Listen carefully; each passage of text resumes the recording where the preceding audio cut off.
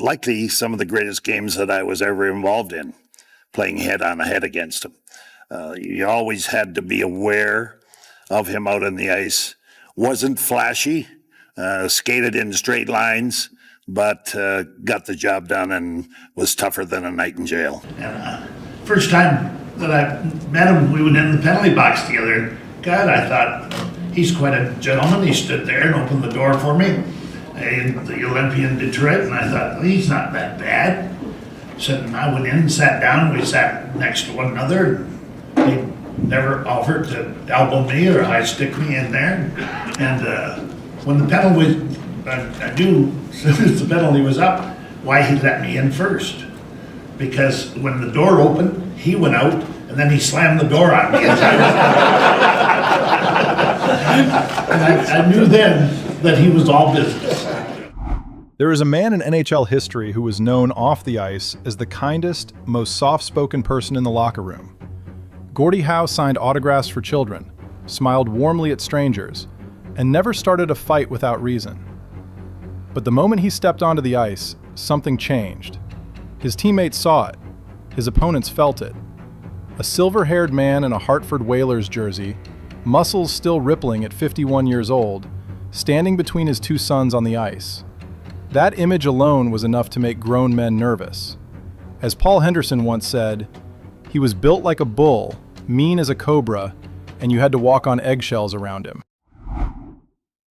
To understand how feared Gordie Howe truly was, you have to start with the night of February 1st, 1959, at Madison Square Garden in New York City.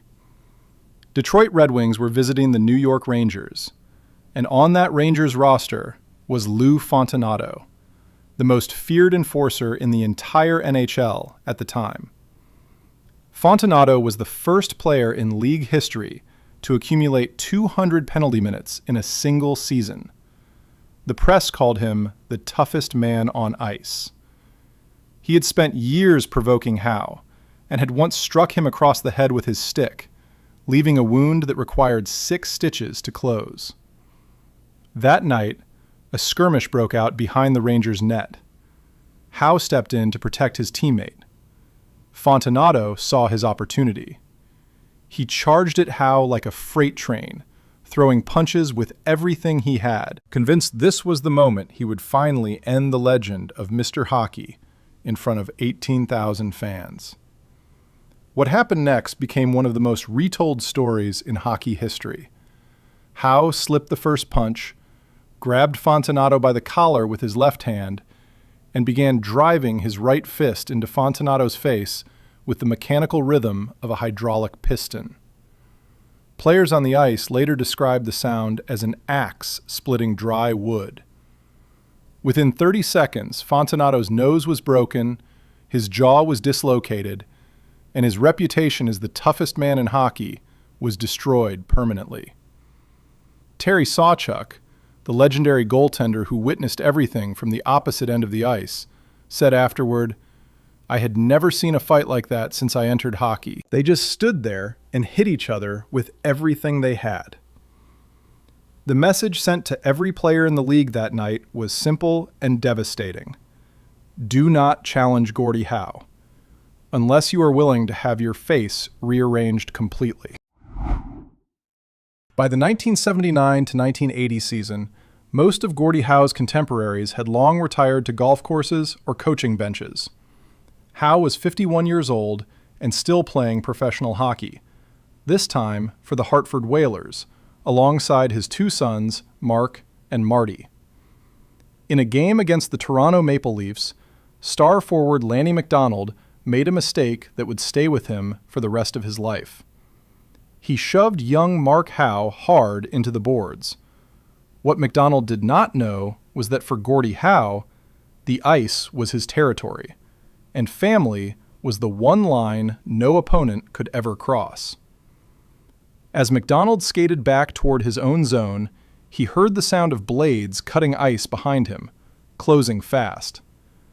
Before he could turn around, an elbow landed squarely across the bridge of his nose. The impact was so violent that McDonald described being temporarily blinded by a sudden rush of tears and blood.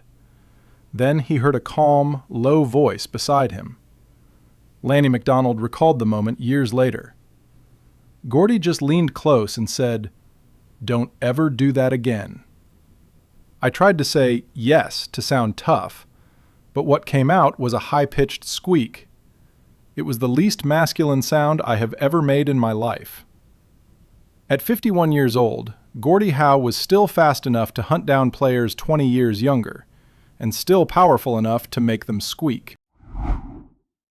Not even the greatest player who ever lived was exempt from Gordie Howe's rules.